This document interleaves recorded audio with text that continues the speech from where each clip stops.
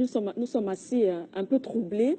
Là, il faut le dire, la première vidéo, vous vous souvenez, c'était donc Alassane Ouattara était donc en visite du côté de l'Élysée, c'était en 2017. La seconde, justement, c'était à la veille de la 5e réunion, justement, avec les pays membres de la CEDEAO mercredi dernier du côté de Ghana.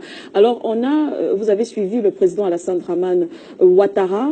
Lorsqu'il était du côté de l'Élysée en 2017, justement, il a parlé du franc CFA, entre autres ce projet d'extension, justement, du franc CFA à d'autres pays comme le Nigeria ou le Ghana.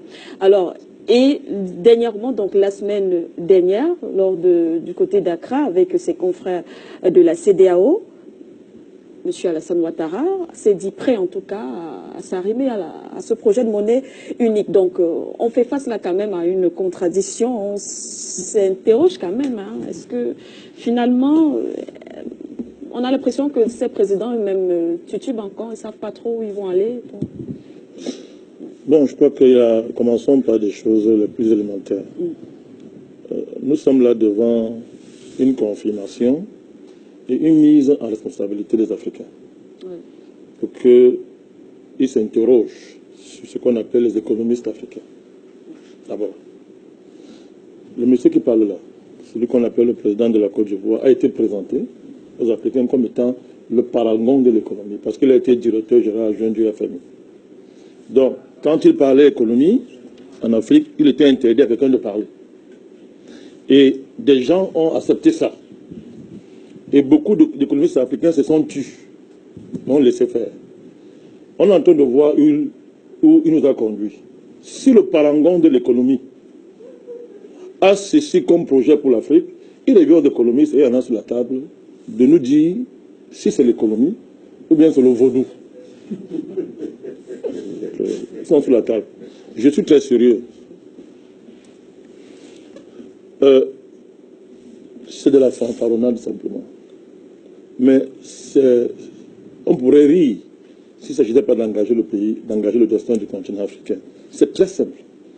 Vous avez parmi les élites africaines des gens qui ont choisi de trahir le continent africain. C'est une vieille tradition historique en Afrique. Il y a des gens qui sont noirs de peau, mais qui sont les ennemis du destin de l'Afrique.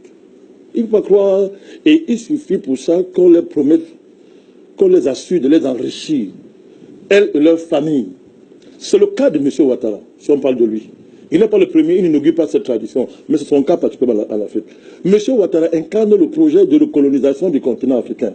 J'ai dit ici qu'il est la plus grande catastrophe qui nous arrive depuis 50 ans. Depuis 6 ans, je le dis ici. Depuis 50 ans, ce monsieur est la plus grande catastrophe qui soit arrivée au continent africain. Parce qu'il est l'incarnation du projet de recolonisation. Pour la simple raison qu'on lui a garanti des richesses, lui et sa famille, il peut être milliardaire, il a décidé de vendre le continent tout entier. Il est le pion, c'est-à-dire jamais un Africain n'est allé à ce niveau. Jamais. Parce que si nous considérons que les nouvelles générations aujourd'hui, nous avons accès à plus de connaissances que les générations passées, alors on a affaire au plus grand traître de l'histoire de l'Afrique. C'est de cela qu'il s'agit. Donc, si on veut parler de la fanfaronnade de ce monsieur, bon, on s'amuse, mais est-ce qu'on peut parler d'économie en Afrique? Est-ce qu'il y a une économie en Afrique? Parce que la condition de faire l'économie, c'est d'abord de vous libérer politiquement. C'est le b.a.-ba. Nulle part au monde on a vu une nation faire de l'économie alors qu'elle n'est pas libre politiquement. Quand vous n'êtes pas libre politiquement et on vous demande de faire l'économie, ça s'appelle l'esclavage. Vous ne le trouvez pas pour vous. Le reste qu'on a, c'est des histoires à embêter les gens. On parle il n'est pas possible de parler d'économie dans un pays africain tant qu'on n'est pas libre politiquement. Et comme on montre dans l'histoire, où est-ce qu'il y a eu l'inverse, où les gens ont bâti une économie alors que politiquement ils ne sont pas libres.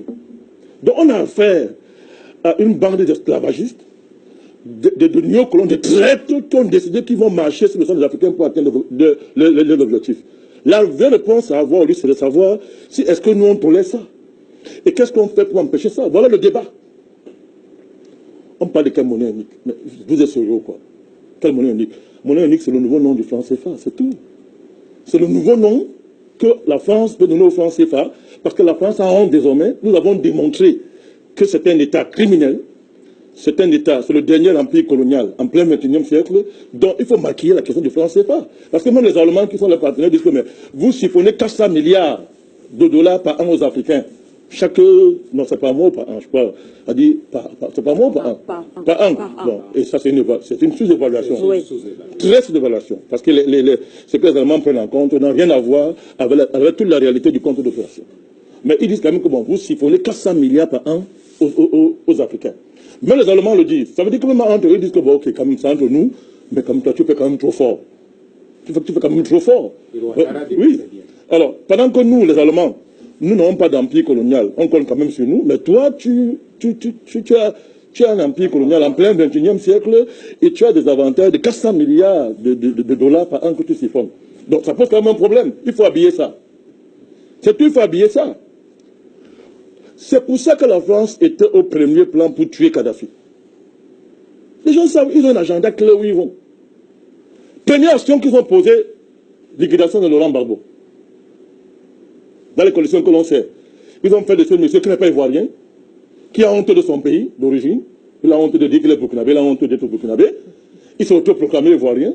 Et on l'a placé par les voies que vous connaissez. J'ai jamais vu dans le monde. Un monsieur qu'on appelle Sarkozy, qui maintenant est un agent commercial de multinational, c'est-à-dire on va faire un gangster, un voyou, un bandit de grand chemin. Il s'est mis en Inde, il a dit que dans 3 jours, on va Gbagbo de partir. Et on a vu l'armée française aller entrer dans un palais présidentiel. Lorsque les images ont fait le tour du monde, ils ont rapidement enlevé que c'est honteux. Bon, allez, mettons Guillaume Soro devant les autres pour dire que bon, ce sont les rebelles. Mais on les a vus, on a vu les soldats blancs français entrer au palais présidentiel pour enlever quelqu'un, pour placer ce monsieur. C'était pourquoi on l'a mis là pourquoi selon vous? Pour vos beaux yeux, on l'a mis là pour détruire le continent africain. Et le but de la France, c'est de reconstituer son empire colonial. Parce que si elle perd ça, la France n'existe plus. Mais vous parlez de quoi? Mais c'est une affaire de vie ou de mort. Si la France perd son empire, elle n'existe plus. La France est en train de devenir un label. On y met tout n'importe quoi. La France met monsieur comme Macron président. Vous savez ce que ça veut dire, monsieur Macron? Il sort du poste de président. C'est Roche qui l'a mis là. Donc les gars, c'est une affaire de vie ou de mort. Tant qu'ils ne constituent pas leur empire colonial, la France n'existe plus. Eh bien, elle a mis sur une stratégie. Elle a fait des alliances avec les Américains. Mais le but est clair. On a tué Kadhafi. Quand Kadhafi était vivant, le roi du Maroc parlait. Arrêtez de distraire les gens avec les histoires de colonie, ça n'existe pas en Afrique. Quand Kadhafi était vivant, le roi du Maroc parlait. Il ne parlait pas. Kadhafi nous disait que tu parles, je vais te gifler. Il ne parlait pas. On a tué Kadhafi. Et dès qu'il est mort, qu'est-ce que vous faites? Subitement, le Maroc devient le pays le plus développé d'Afrique. Il a tellement d'argent que tous les pays africains. Et il devient le pays qui va sauver les Africains. Le Maroc ont toutes les solutions pour les Africains. Mais ça ne vous dit rien. Qui est derrière le Maroc? C'est pas la France? Vous ne voulez pas voir ça? La Tunisie, on a mis dans le paquet. Terminé. Donc l'Afrique du Nord est déjà dans le paquet de la France. Et on descend. On prend la CEDEAO. On a déjà le pion qui est là, M. Ouattara. Il a réussi à fédérer autour de lui d'autres pays. Il y a un géant qui est derrière qu'on appelle le Nigeria. Mais excusez-moi, c'est un géant obligé d'agir. On peut le déstabiliser. On va lui mettre la pression. Pour dire que parce que dites-moi où M. Ouattara prend le culot de convoquer un nous parler de monnaie unique alors que le Nigeria est là.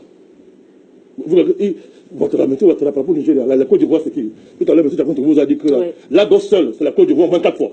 Lagos seul.